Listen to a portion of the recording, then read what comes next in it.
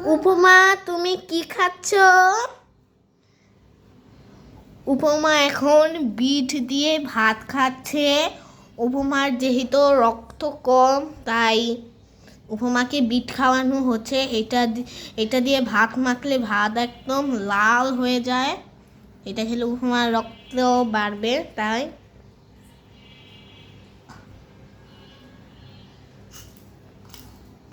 উপমা এটাকে অনেক টেস্টি করে খাচ্ছে, তাই না? জল খাবে? জল খাও। এটা খাওয়া রক্তের জন্য খুবই ভালো, খুবই উপকার হয়।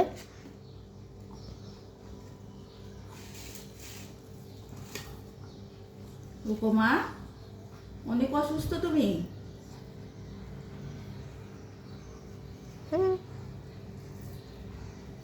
আবার এই যে খাবে।